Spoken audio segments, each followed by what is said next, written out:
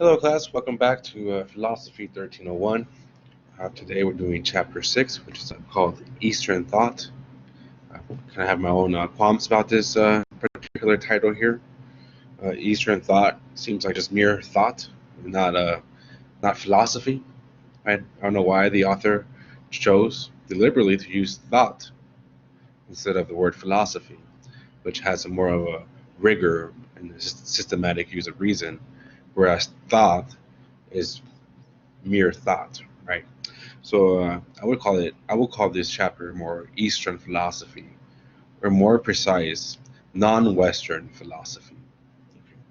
Um, all right, so I guess what I'm trying to say here is that if you're taking pretty much any class in the humanities or in the science, even science has this problem as well. Um, Here in the United States or in Europe, you're going to take what it's called the Eurocentric approach to science and philosophy. Eurocentrism is just the notion that Europe is the center, right, of all thought, of all progress, of all modernity, of all human progression. This is a Eurocentric view. And unfortunately, academia in our syllabi, whether it's here in this class or any other class, it's going to be Eurocentric. Right? I try to fix this a little bit with my own way of teaching, um, but still a really endemic issue in the way we teach uh, subjects, in the way we teach pedagogy, anything to our students here in the U.S. and in the European continent. Anyways, let's go into Eastern philosophies. Right, so we're going to be doing we're going to be talking about Hinduism, Buddhism, Taoism, Confucianism. Then I'm also going to be talking about very briefly about Shintoism, and then we're going to switch gears and go around the globe towards Mesoamerica and talk about Mexica philosophy or Nahuatl philosophy, the Aztec philosophy. All right, so let's talk about Hinduism first. Right. So Hinduism is the oldest world is the world's oldest living religion. That was a mouthful. Is the world's oldest living religion. It's been people have been practicing Hinduism, some form of Hinduism, um, for more than 3,000 years. Think about Plato, right? Think about Aristotle and Socrates. These people are merely 2,000 years old. So this goes prior, right? Before Plato. Okay, so we're going back in time here a little bit too. Um, all right, Scott, it's the third largest religion right now as we speak. Uh, the biggest one, I guess, it's Christianity. Islam is really fastly approaching. So we have Christianity, Islam, and then Hinduism. Although Islam is fastly gaining adherents and catching up to Christianity. So these are the three major religions in the world. And then you have Judaism and then Buddhism and some other ones.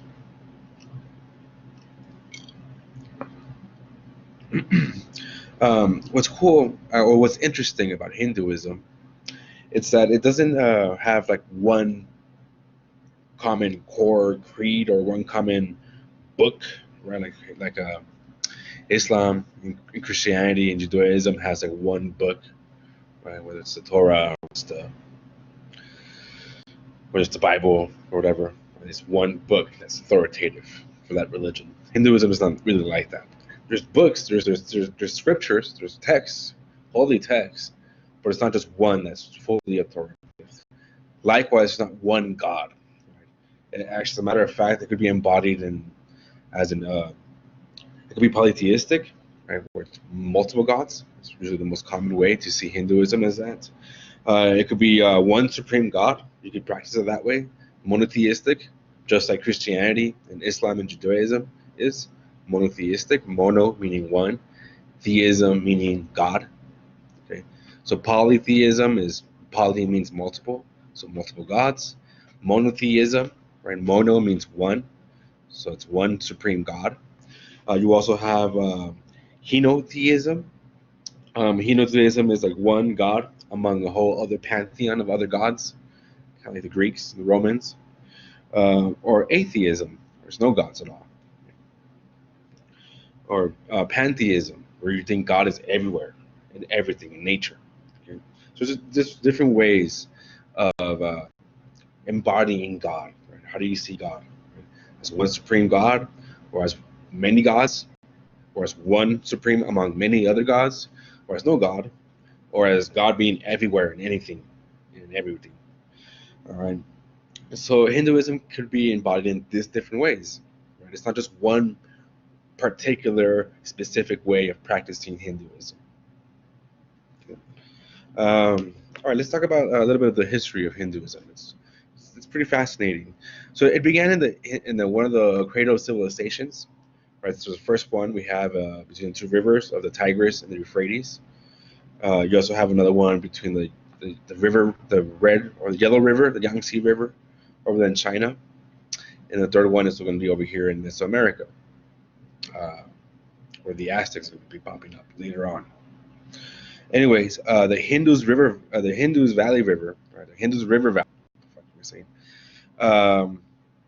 This region, right, it flourished around, what is it, 2500 BCE. Let's see. Um, yeah, 2500 BCE. Right? No, 25,000. Oh, what am I talking about? Scratch this. I'm having some dyslexia here. 2500 BCE, so 2500 BCE years ago. Right? So we have about, what is it, 2000 BCE, so about 4,000, 5,000 years ago. This area, this region, this civilization was flourishing. It wasn't just beginning; it was actually flourishing. Um, it had a writing system. It had pretty impressive structures, both small structures like private homes and big public homes. I mean, public like bathhouses and stuff like that. They had sewer systems back then, right, which is pretty impressive, right? Going back with the Eurocentrism, right? Going away with this Eurocentric mode of teaching here. Um,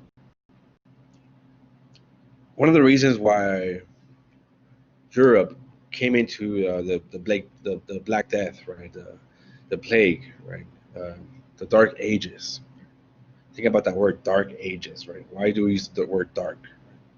Eurocentrism. Anyways, the reason why we came into this was a bubonic plague, right? This plague that just kind of annihilated, right, the entire population, not the entire population, but the whole entire continent of Europe. And one of the main reasons was because of one of the theories we have out there is because of these rats that were traveling from Asia and back and forth, but also hygiene was not as up to par in the period. Hygiene back in the Middle Ages, being 1200s, 1300s, was terrible in European cities such as London. So you have all your business, right? All your humanly body excrements and stuff that you do throughout the day, put them in the bucket and you just throw them out the window.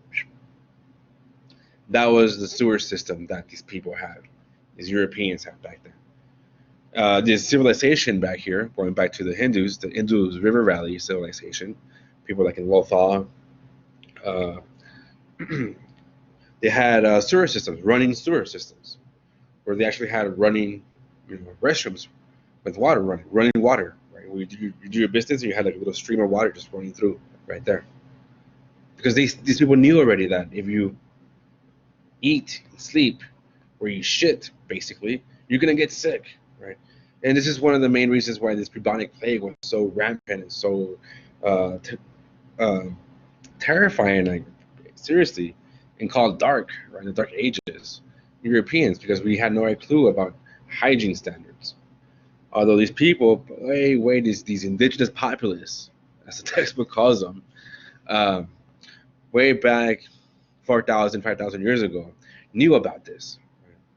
And there's actual archaeological evidence that we have found, um, evidence of public bathhouses such as like the Romans had, right? Um, Public bathhouses. There's also these running water, right? It's pretty fucking amazing engineering feats here. To have actually this small little stream, nothing too modern or anything, right? This is not like rotor-rooter here, right? No modern plumbing, but there is some kind of plumbing. There is some kind of sewer system. There is a notion. There's the technology and engineering to make that happen. And so long story short here is that these people were fucking advanced. And then it's the same British people from London that went and invaded this Indus River, this Indus civilization, a couple thousand years later, right in the 1800s, and demeaned them as primitive and backwards. So, and one of the justifications of why imperialism was necessary to take over and colonize them by British people in offices in London. Right? The white man's burden. So this is the Eurocentrism that we forget the value, right, the importance of non-Western civilizations have given to us throughout world history. And we do this in order to make them look smaller and demean them in order to justify our conquest over them. All right. So 2500 BCE, so about 5,000, 4,000 years ago, these people had public baths, public bath houses, running water. Pretty nice way of living, I must say.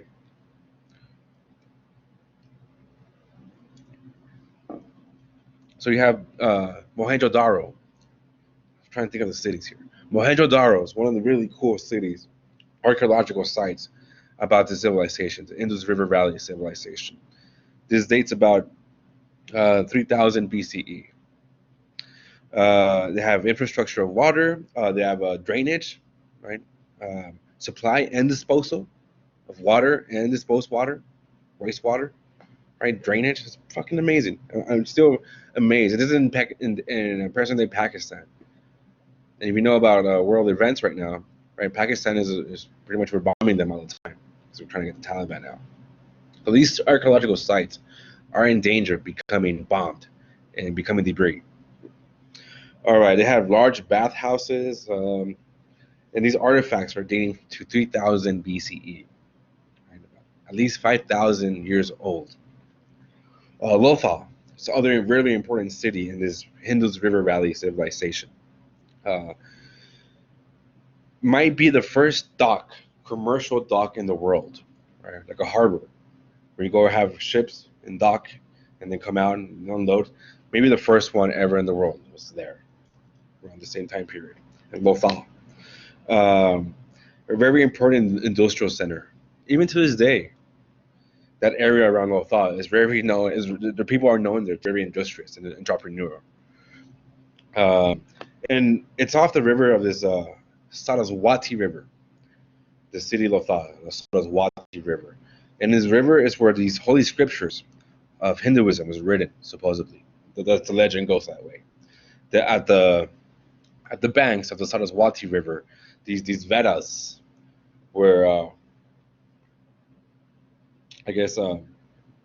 shown to these Brahmins, and they wrote them down. We'll go over that right now in a little bit. Let's just give you some history here and some archaeological evidence of the wonders of this civilization. So in the present day Gujarat, Lothal, that's where it's located. Another important city between Mohenjo-Daro and Lothal is Harappa. This was flourishing from 3,300 BCE all the way up to 1,300 BCE. So for about 2,000 years, right, this civilization was at the top of its game. It was apex. Anybody know how long the U.S. has been around? About 250 years, maybe, right? Nowhere near close to these civilizations here, right? So this is known. This complex society was known as a Harappan society. And they become pretty important as kind of like invaders around that area, like the powerhouse there. So what I'm trying to say to you is like these people here, right? These where Hinduism comes from. It comes from this long tradition of these important technological and engineering feats and advances that have almost basically been lost to time, right? And this is me trying to fight against the Eurocentric uh, approach to teaching you this ancient history in order to understand where Hinduism is coming from, not in your textbook. I guess it's barely mentioned, but give you some more detail here. All right, so in the Indus River Valley, like northern India, basically, there's this the indigenous people that lived there even before this came in contact with these other northerners, the Aryans. Actually, this is where Hitler gets his notion of the pure white people, the Aryans, are up there from Europe. They come into contact, and they mesh. Right? It becomes like a borderland there, and ideas mesh. And these Aryans, right, these Indo-European people, move into India, and they begin this Hindu complex society. Uh, they create Sanskrit. Right? One of the oldest known written languages that we know is Sanskrit. They created that. All these Hindu scriptures, the Vedas, right, all these Vedic knowledge, was originally written in Sanskrit. Very important development here for human language at large. All right. So, so these Aryans, this happened around 1500 BCE into northwest. They move into northwest India. They have this distinct culture, which meshes with the other culture that is already established in India already, and they create Hinduism. Basically, this is what happens. This is the history here. Very, very brief outline. It's more complex than that, but I'm just giving you kind of a brief history here. Sanskrit becomes the medium of this Hindu tradition. In this Aryan culture, ever since once it began, kind of it was so complex. You have to have hierarchies, right? This is one defining characteristics of a complex civilization. You can have civilizations, but some could be nomadic, hunting gatherers, right? And they are civilized, right? They have their own groups and their own structures and their own cultures and stuff, right? But when we think of civilization, we think of like cities, basically, right? And this is again a Eurocentric notion. Anyways, these civilizations, right? One of the main defining characteristics of civilizations, it doesn't matter where, right, is that society has to be partitioned into hierarchies. Why? Because you get specializations. Now we don't have to hunt and gather stuff. Now we're growing agriculture. Now we're growing corn or squash or what have you, right? Wheat, whatever. And now we have time. We have extra time that we don't have to spend trying to hunt down bison and stuff to eat. Now we could grow and farm and domesticate animals. So now people begin to be to do art, right? You have artisans. People start beginning to think about power and like politics. How is the best way to organize the society that's growing? And you have politicians, and so on and so forth. So you have specializations of jobs because we have this extra time given to us because we don't have to hunt all day or all season long for our survival.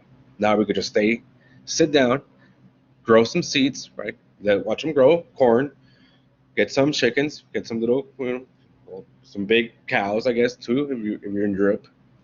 And you have time to specialize in labor. And this creates hierarchies. Right? Those that become politicians become more powerful and powerful. Those become warriors, right? Think about Plato here, right? Same thing happening here, right? These hierarchies. And think about our own societies. Reflect on your own society right now, right? Do you have the same? Do you hold in the same esteem a doctor as a McDonald worker? Most people don't. Most people don't even care about McDonald workers, or they care about lawyers or politicians. I think it's worse, right? Anyways, right? There's hierarchies, right? And the same thing's happening here. And this we call it the caste system, right? So this caste system arises, right, and it becomes hereditary, right? And this is arguable. I really don't buy this. There's actually been evidence that this was really imposed. This caste system that was hereditary was imposed as a mechanism, as a tool for British imperialism. There was castas, just like any other kind of civilization has hierarchies, but it wasn't really hereditary. That notion was really imposed upon the Hindu civilization in the early 19th century. Okay, I said that, yes. All right, anyways, this caste system, right, supposedly is hereditary. So if you're born in the lower caste, you cannot escape it. There's no social mobility. There's no upward or downward social mobility. You're born a warrior, you're going to stay a warrior. And it's your duty to do what warriors do and fulfill that caste.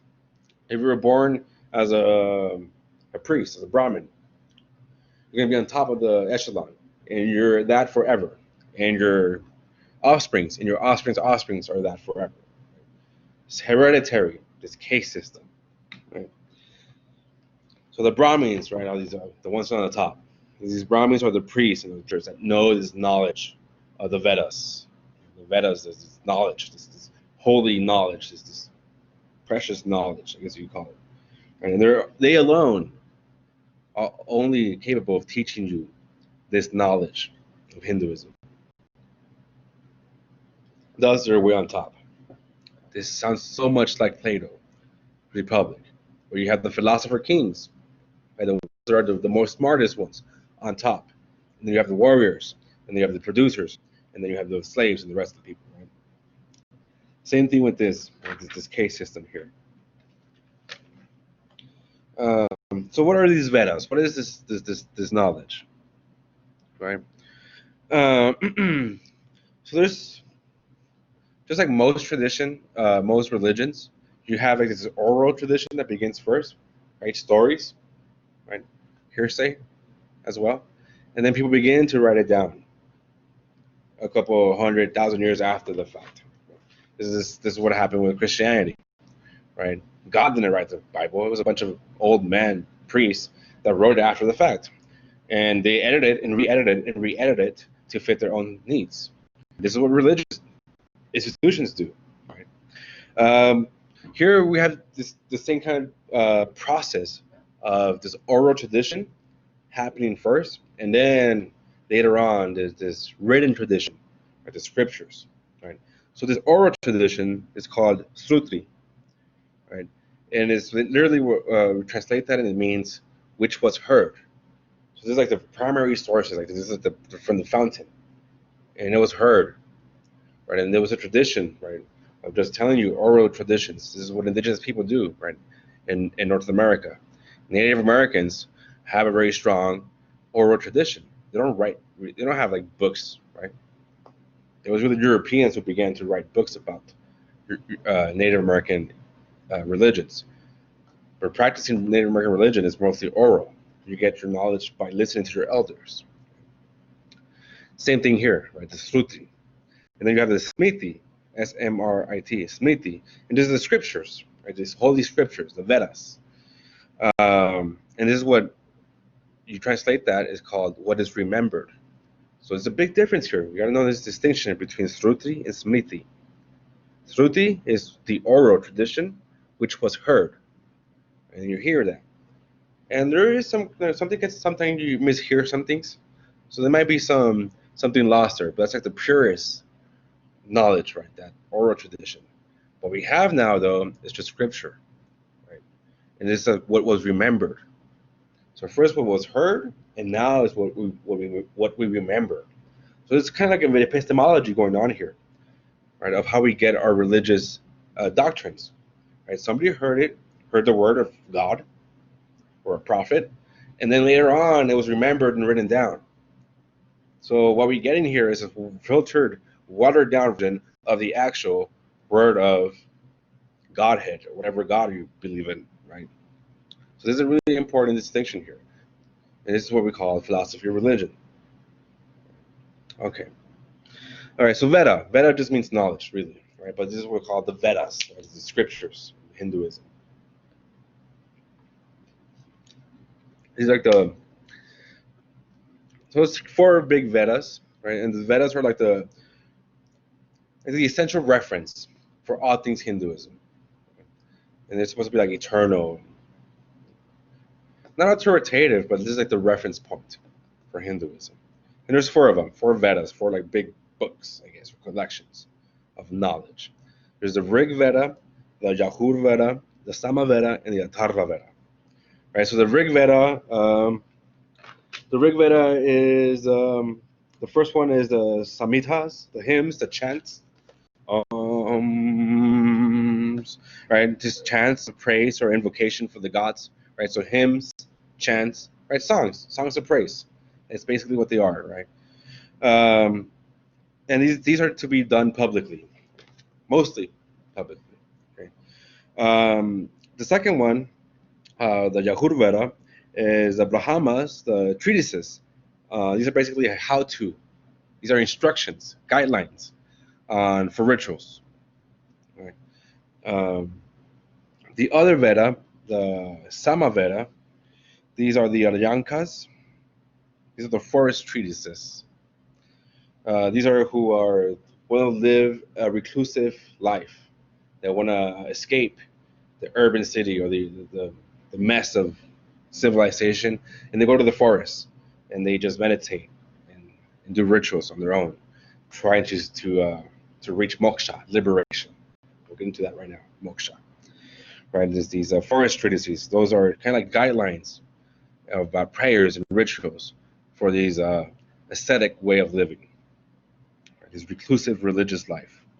And then the Upanishads, right, the last ones, the philosophical and the religious doctrines, speculations, arguments, right? The Upanishads really are what I guess most Western philosophers are really interested in.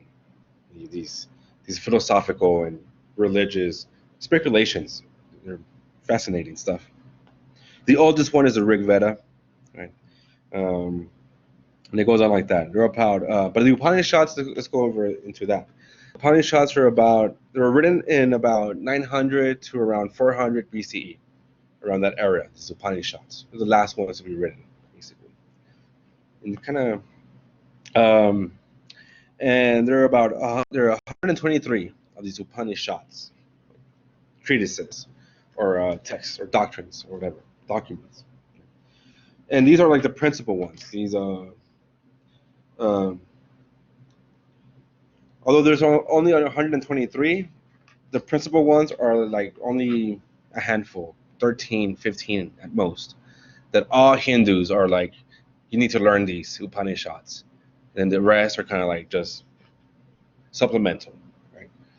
But the Upanishads is like the philosophical, I guess, meat of Hinduism. That's where you find is in the Upanishads. All right. So what will you find there? Right? What is the teachings of Hinduism, or the Upanishads, más bien? Right. I'm just going to focus more on the Upanishads. So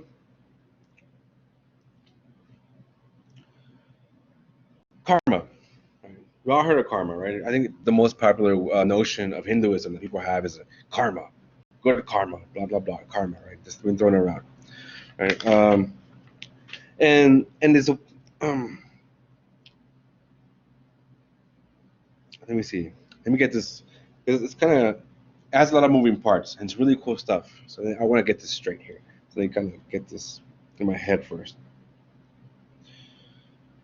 So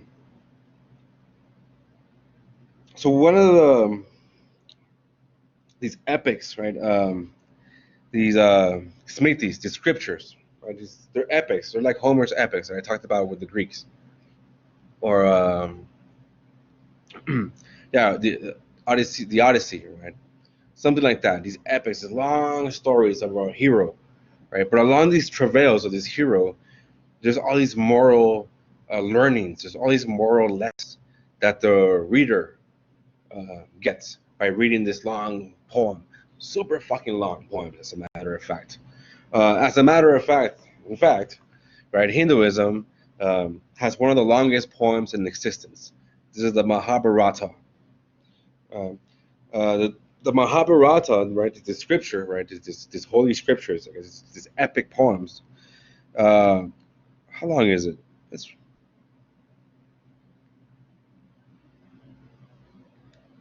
It's at least 100,000 verses. Super freaking long. It's the longest poem in existence. Way longer than the Iliad and the Odyssey combined, basically. It's super long. 100,000 verses, that's right. About 18 chapters or books make up this one poem, one epic poem. One part of that poem, you might see it around, or before, there's some people that would give around these books here, the Bhagavad Gita, as it is, kind of. But it still has like the main storyline here, this book here, the Bhagavad Gita. So have you ever seen these Hare Krishna guys out there in the public, in your public squares, in your parks, or in your colleges, whenever you get a chance to be in public again? Donate. They're by donations, so give them like $5 at least, right? It's a really good book, right? This is like the go-to for Hindus, right? Like this is like the reference point. If you want to say there's a Bible, so I don't want to say that, but if you want to say that, you want to pin Hinduism down to one book, this might be it, right? The Bhagavad Gita. Right? And what is in this book is this story about this Arjuna dude, right? This one guy, he's in the chariot here, and the driver is Krishna. So there's Arjuna, and he's a warrior, and he's going into war. There's a civil war happening within the Indus River Valley civilizations. And he's going to war. Arjuna is going to war, and he knows he has to fight his brother. His brother is on the other side, on the opposing team, the opposing side. And he's having a hard time debating. Should I do this? Should I go fight? And Arjuna knows he's gonna kick ass, and he knows he's more than likely gonna having to end up kill his brother. He's a really good warrior. He's like, should I go do this though? Right? I love my brother. I love my family. Right? And his charioteer, right, his driver, right, is Krishna incarnate. Right? Krishna is one of the gods, one of the main gods even in Hinduism. And Krishna kind of like convinces Arjuna, is like, yo, dude, you gotta do your thing. You're a warrior. You're born and encased as a warrior, and you gotta do your duty as a warrior for your duty's sake. It is your duty to go and fight for your country valiantly and bravely with all you got, even if that includes killing your own brother. Because you gotta look at the bigger good, Arjuna. Don't look at your own selfishness. Look at the bigger good. Yes, you're gonna kill your brother. That sucks, right? But look at the bigger picture. That's what you're fighting for, right? And that's kind of what Hinduism is all about. It's bigger picture, right? Avoid the ego. Right? Avoid this cycle of this karmic cycle, right, of samsara. Right. So let's go into some vocabulary words now. Right. So what is samsara? Right? I think most of y'all know what karma is, but we'll define that right now. But let's talk about samsara. So these Hindus, and Hinduism believes that everybody is in a cycle of reincarnation, of birth and rebirth. Right? And karma is the regulating force, that big force. If you're going to be a pre-Socratic, right, like Heraclitus, it's like the logos that controls. That's like at the bottom of everything. That's nothing but everything at all at the same time. Right? That it's like the cosmic force that makes everything go. We're going to be Aristotle, right? The unmoved mover, right? It's not really a thing, but it's like that thing that made everything go to begin with, right? This is karma, right? This cosmic force that regulates your samsara, your cycle of death and rebirth, right? This reincarnation, the cycle of reincarnation.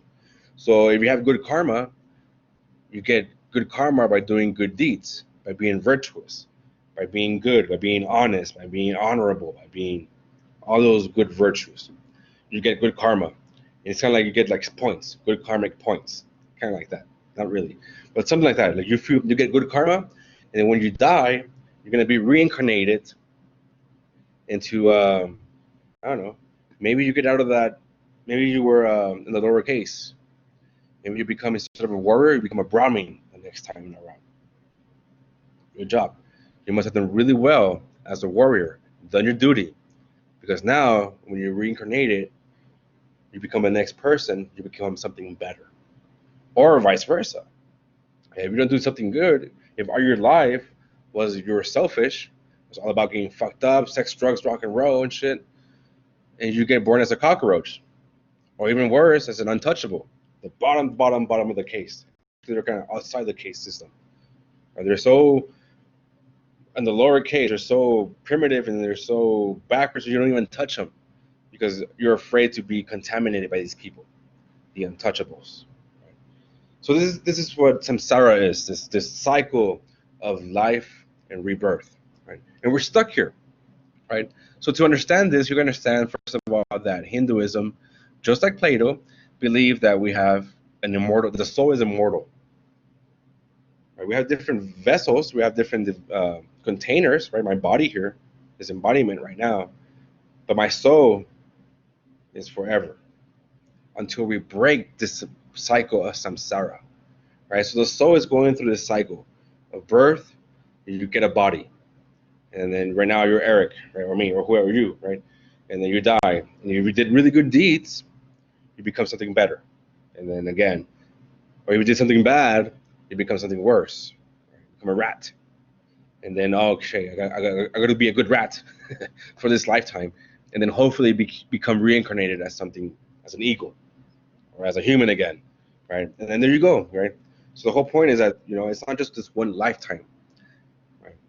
The reason why we do this lifetime to do good is that hopefully when we get reincarnated, we become something better, right? Our that's the only way of social mobility, upward social mobility, is when you become and you rebirth, right? If you want to escape this sounds terrible, right? Fuck this. I want to be like free now, right? Why am I going to be good all my lifetime and then die and then hopefully become something better, right? And do this forever. This is forever. The cycle of samsara. We're stuck in samsara forever. Samsara.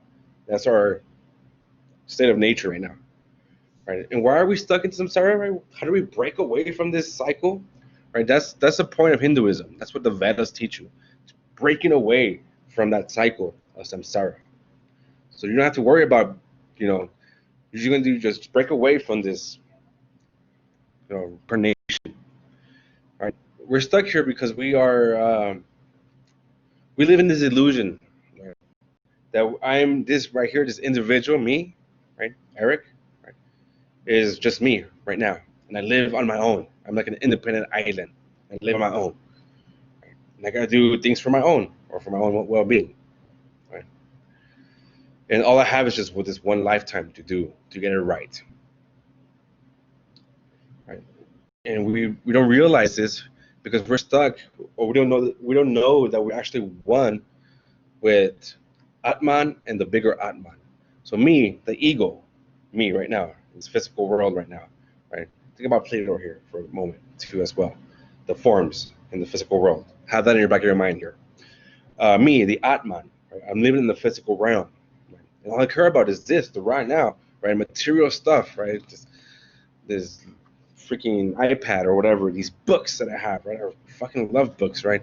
So these books are material stuff, right? I'm going to collect all these books that I can in my lifetime. I am, actually. That is my goal. Right? We're stuck here, right? Because we don't realize that we're part of this bigger being. So Atman means being, to be, like a being. So there's Atman with the lowercase a, Atman, and that's just me and you, right? Every day, me and you. And there's the big capitalized Atman, and that's the supreme being, the one. Right? Think about also the pre-Socratics, right? This idea of the one, right? Especially with Parmenides and Zeno, right? This idea that we live in this illusionary world, that movement is not possible because we are one thing. This is kind of like the same thing here, right? Unless we realize that the Atman, the small lowercase a and the capital A, the supreme being, we are one. Namely, that we are one with the universe, right? That once we die, we kind of go back into the universe, right? Once we realize this, and then let go of our ego, of our selfishness, right? Then we read moksha, moksha, moksha, which is liberation, right? It's freedom from this cycle of samsara. Right? And this illusion is called Maya, M-A-Y-A, Maya. This illusion that we are not one with the universe, that we are a separate entity, and the universe just is out there. They don't give a shit about us or whatever. Right? We're just one, and we live and we die, and that's it. It's like, no, that's an illusion. That's you're stuck in samsara. What you got to understand is that we are one with the universe. That we become one with the universe. This Atman and the Atman is one and the same being. Supreme being and you and me is one. We are one. Namaste. You ever heard of that? And that's what this is trying to get at. This is what Hinduism is all. Namaste. You are me and I am you. Right? You are. I recognize the divine in you because I am myself am divine. Right? Because we are all part of the divine. That's what Hinduism is pretty much all about. Breaking away from the cycles of selfishness and egoism, right? The cycle of samsara, and reach moksha via good karmic deeds. Right? Realizing this, getting away from this illusion of Maya, right? That we are separate beings, that we are not one with all. Right? Right? This Maya is that it is illusion that we are our own Atman, and that we're not close with the universe. So until we realize this, that we are one with the universe, we're going to keep going in the same cycle of samsara, reincarnation. We're stuck there. Once you realize this, you reach moksha. Right? This is you reach the Brahman, big capital B, capitalized B, Rahman, Brahman. Right? This is impersonal, all-pervading. Always there's this spirit, this cosmic force that is in the universe. Right? It's always there, always present, but it's not. It transcends space and time, but it makes everything up. Right? And that's what we need to reach. Once we break the cycle of samsara, we moksha, we get closer to Brahman. And how do we fucking get there? Right? How do we break this cycle of samsara? There's different ways. So there is margas. There's different margas. There's paths, right? So you have several margas to lead to moksha. So you have the karma marga, which is basically just do your duty and do unselfish acts, right? Good karma. That's the karma marga. That's one way. Another way is jnana marga, and these are intellectual pursuits, right? Become a scholar, find the truth, right? Via the intellectual pursuits. Jnana marga, right? This is what philosophers will fall under. And then there's also bhakti marga, devotion to our personal God. This is the most common form of Hinduism, where you choose one God, right? Krishna, for example, or I don't know, what other gods are there? There's thousands of gods you could choose here. You choose one God, right? Shiva, whatever, right? Well, whoever you want to choose, and you just devote all your faith to that one God in order to get closer to Brahman, right? Because once you realize that that one God is a representative of the Brahman, right? Just like Atman, then you become closer to Brahman, okay? Jnana though, Jnana Marga, right? This intellectual pursuits, right? Let's talk about a little more in depth on that because we're philosophers, right? At least amateur philosophers. All right, so Jnana Marga, this intellectual path towards moksha, towards liberation from samsara. Right? There's different ways. There's different, just like in Western philosophy, there's different schools of thought, right? There's Platonic, there's Platonist. There is the school. There's what neocolonialism, right? That's where I'm kind of trying to get at here today. Decolonialism. There is post-structuralist thinkers. There's postmodern thinkers, right? There's different schools of thought throughout Western philosophy. The same here with Hinduism, with Hindu philosophy, right? Indian philosophy. So there's Nyaya. Nyaya is like basically the epistemology, right? So looking at how we get knowledge, and logic, right? The right way of reasoning. Nyaya, the same kind of school thought, right? In India. Vasiseka, I think that's what you pronounce it, Vaisesika. It's very similar to Nyaya, it's epistemology and logic, but it takes a more atomist, naturalist approach, outlook. Right? So it has this, as a matter of fact, it has this paramanu, I'm sorry, paramanu, and that means atom. So Vaisesika, this approach towards understanding reality takes a more atomic view, right? Whereas Nyaya takes a more logical form, right? Just rationalist, if you want to call it that. And then we have Mimamsa.